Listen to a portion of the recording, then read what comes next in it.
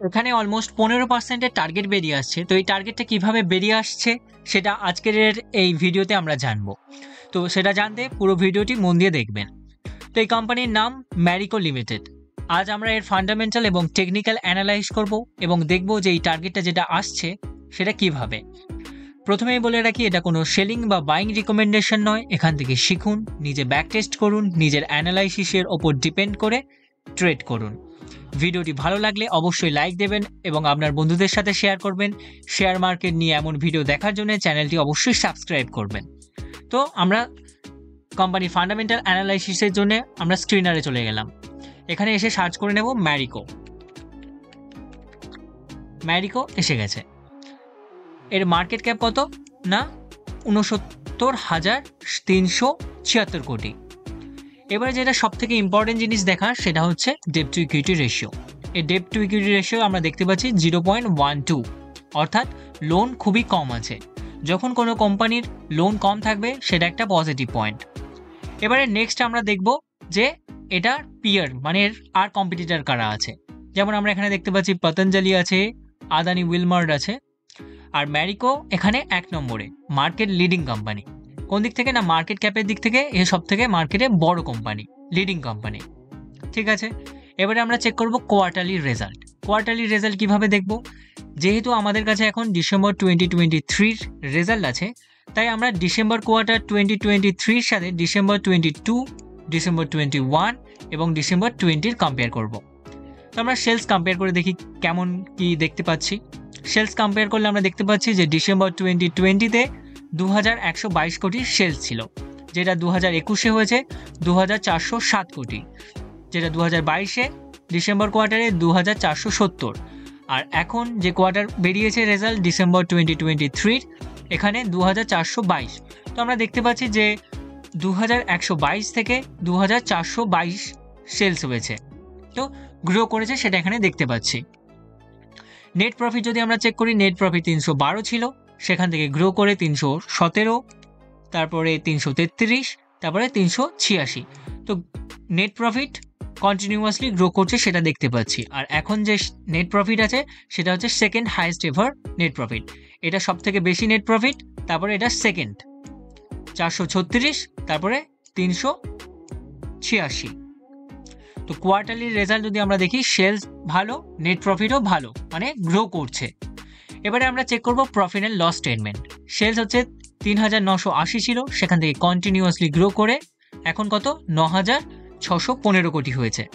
তো sales continuously grow করছে। Net প্রফিটও continuously grow করছে, সেটা আমরা এখানে দেখতে পাচ্ছি। 322 কোটি নেট প্রফিট যেটা ছিল 2012-তে, সেটা এখন 1487। নেট প্রফিট অলমোস্ট 4 গুণের কাছাকাছি হয়ে গেছে। সেলস অলমোস্ট 2 গুণের কাছাকাছি হয়ে গেছে, 2 গুণ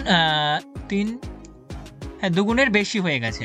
ঠিক আছে, তো প্রফিট অ্যান্ড লস স্টেটমেন্টে আমরা দেখতে পেলাম সেলস কন্টিনিউয়াসলি গ্রো করছে, তার সাথে নেট প্রফিটও কন্টিনিউয়াসলি গ্রো করে যাচ্ছে। এবার চেক করব ব্যালেন্স শিট। ব্যালেন্স শিটে কি চেক করব না রিজার্ভের কি অবস্থা। রিজার্ভ হচ্ছে 2012-তে 1082 ছিল, সেখান থেকে কন্টিনিউয়াসলি গ্রো করে এখন 4087 কোটি হয়েছে টোটাল রিজার্ভ। তারপরে ফিক্সড অ্যাসেট যেটা 2012-তে 857 ছিল, সেটা কন্টিনিউয়াসলি গ্রো করে এখন 2703 হয়েছে। এখানে যত ফিগার আছে সব কোটিতে আছে। ঠিক আছে, এটা কোটি, এটাও কোটি এবং এটা কোটি। 857 কোটি যেটা গ্রো করে 2703 কোটি হয়েছে। তো আমরা দেখতে পাচ্ছি যে ব্যালেন্স শিটও ভালো। এবার চেক করবো যেটা, সেটা হচ্ছে ইনভেস্টারের ভেতরে আমরা দেখতে পাচ্ছি প্রোমোটার, এফআইআই, ডিআইআই, গভর্নমেন্ট এবং পাবলিক আছে এবং আদার্সও কিছু আছে। এবারে এই যে শেয়ার হোল্ডিং প্যাটার্ন আছে, এটাকে দুভাগে ভেঙে নেব। একটা হচ্ছে স্ট্রং হ্যান্ড আর একটা হচ্ছে উইক হ্যান্ড। স্ট্রং হ্যান্ড কারা? প্রোমোটার, এফআইআই, ডিআইআই, তারপরে হচ্ছে পাবলিকের ভেতরে এইচএনআই থাকে, এখানে কোনো এইচএনআই নেই, এইচএনআইও হচ্ছে স্ট্রং হ্যান্ড। তো এখানে স্ট্রং হ্যান্ডের মধ্যে কে কে আছে? Promoter, FII, DII. তো এটা কত পার্সেন্ট হোল্ড করে আছে এই কোম্পানির? না অলমোস্ট 95%-এর কাছে স্ট্রং হ্যান্ডের কাছে আছে।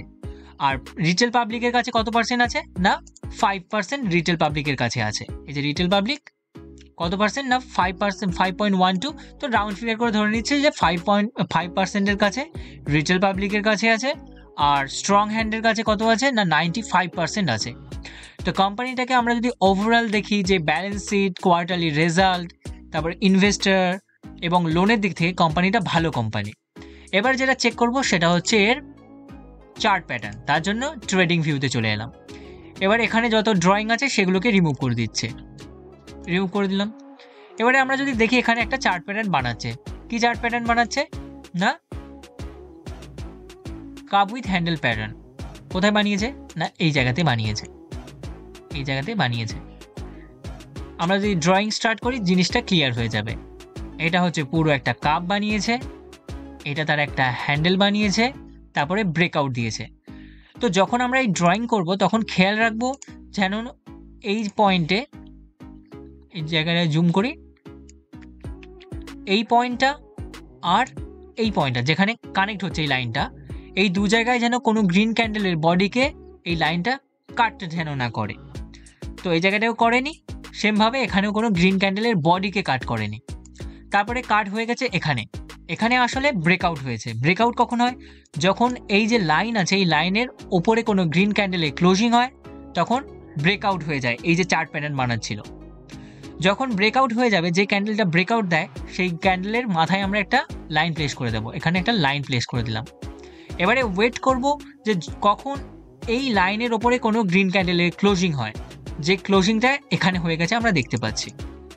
ক্লোজিং যখন হয় তার পরের দিন আমাদের এন্ট্রি হয়, অর্থাৎ এই ক্যান্ডেলে আমাদের এন্ট্রি হয়। তো আমি এখানে একটা লাইন প্লেস করে দিচ্ছি, এই ক্যান্ডেলে আমাদের একটা এন্ট্রি হবে, এই জায়গাতে এন্ট্রি হয়।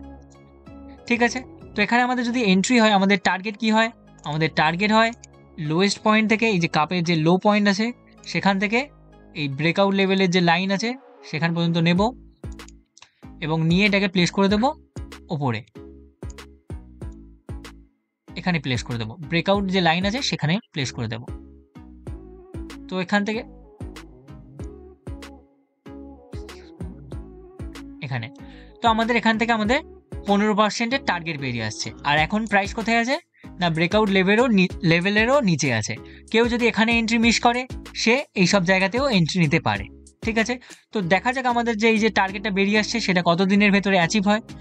আমরা যদি দেখি যে এই ধরনের চার্ট প্যাটার্ন যখন মার্কেট বানায় বা কোনো কোম্পানির শেয়ার প্রাইস বানায় বা এই শেয়ারটাই বানায় তখন কি হয়, যদি আমরা চেক করি সেখান থেকে আমরা বুঝতে পারবো যে এর পরবর্তী সময় কি হতে পারে এবং আমাদের কনফিডেন্টও বাড়বে। তো আমরা যদি চেক করি যে কোথায় এই ধরনের চার্ট প্যাটার্ন আগে বানিয়েছে, এইখানে বানিয়েছে, এখানে বানিয়েছে। কোথায় বানিয়েছে আমরা যদি ড্রয়িং করা স্টার্ট করি জিনিসটা ক্লিয়ার হয়ে যাবে। এখান থেকে স্টার্ট হচ্ছে, এটা পুরো একটা কাপ বানিয়েছে, এটা তার একটা হ্যান্ডেল বানিয়েছে এবং তারপরে ব্রেকআউট হয়ে গেছে। ব্রেকআউট কোথায় হয়েছে না এই জায়গাতে ব্রেকআউট হয়ে গেছে, এই জায়গাতে ব্রেকআউট হয়ে গেছে। ঠিক আছে, ব্রেকআউটের পর কাজ কি হয় না ব্রেকআউট যে ক্যান্ডেলটা দিয়েছে তার হাইয়ের উপরে একটা লাইন প্লেস করে দেবো। এখানে লাইন প্লেস করে দিলাম, ব্রেকআউট, তারপরে কনফার্মেশন হয়ে গেছে এখানে। ঠিক আছে, তারপরে আমাদের নেক্সট দিন এখানে এন্ট্রি হয়। তো সেই হিসেবে আমাদের এখানে যদি এন্ট্রি হয় আমাদের টার্গেট কি বেরিয়ে আসছে, আমাদের টার্গেট বেরিয়ে আসছে এই লো থেকে এই লাইন পর্যন্ত নেব এবং এটাকে প্লেস করে দেবো কোথায় না এখানে লাইনটা প্লেস করে দেবো। তো আমাদের এখানে সরাসরি টার্গেট বেরিয়ে আসে। তো কত পার্সেন্টের টার্গেট বেরিয়ে আসে? 25%-এর টার্গেট বেরিয়ে আসছে। তো কত দিনের ভেতরে এই টার্গেটটা অ্যাচিভ হয়েছে আমরা যদি চেক করি, আমাদের টার্গেটটা অ্যাচিভ হয়েছে, আমাদের এন্ট্রি হয়েছে কোন লেভেলে এখানে, এন্ট্রি যদি এখানে হয় টার্গেট অ্যাচিভ হতে কতদিন টাইম লেগেছে? 191 দিন, আর 22%-এর টার্গেট আমাদের অ্যাচিভ হয়ে গেছে। তাছাড়া যদি দেখি আর কোথায় এই ধরনের চার্ট প্যাটার্ন বানিয়েছে, এখানে কি বানিয়েছে? এখানেও বানিয়েছিল। কোথায় বানিয়েছে দেখি, এই লাইনটাকে আমরা ঠিক করে যদি প্লেস করে দিই এখানেও দেখতে পাবো এখানে বানিয়েছে, আর এইটাকে রিমুভ করে দিচ্ছে।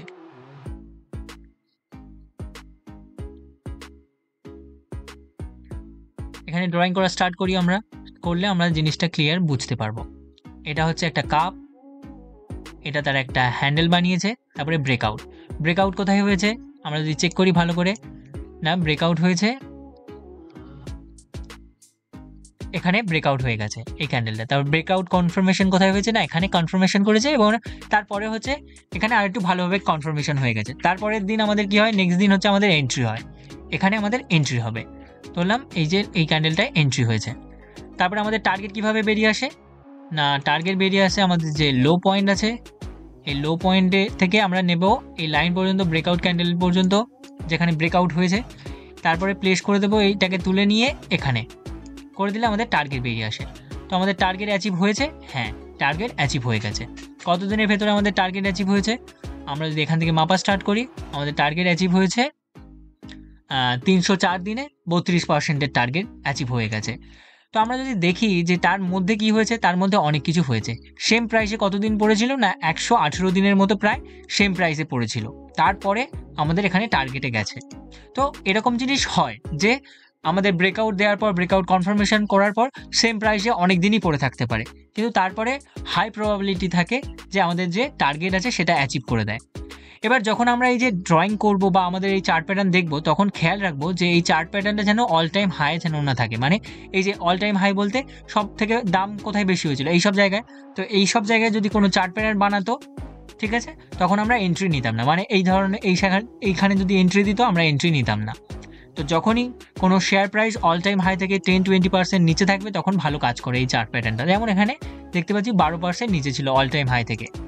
তো যখন আমরা এই চার্ট প্যাটার্নটা দেখব, তখন হচ্ছে লক্ষ্য রাখবো যে অল টাইম হাই যদি থাকে তখন আমরা ট্রেড করব না। আর যখন আমরা হচ্ছে ট্রেড করব, তখন আমাদের যে ক্যাপিটাল, টোটাল যে ক্যাপিটাল, তার মিনিমাম 3% একটা ট্রেডে ইনভেস্ট করব, এবং আর ম্যাক্সিমাম একটা কোম্পানির ক্ষেত্রে টোটাল আমাদের ক্যাপিটালের 6% ইনভেস্ট করব। 6%, তার থেকে বেশি কখনো করব না। কারণ আমরা জানি না কতদিন আমাদের এই একটা টার্গেট অ্যাচিভ হতে টাইম লাগে।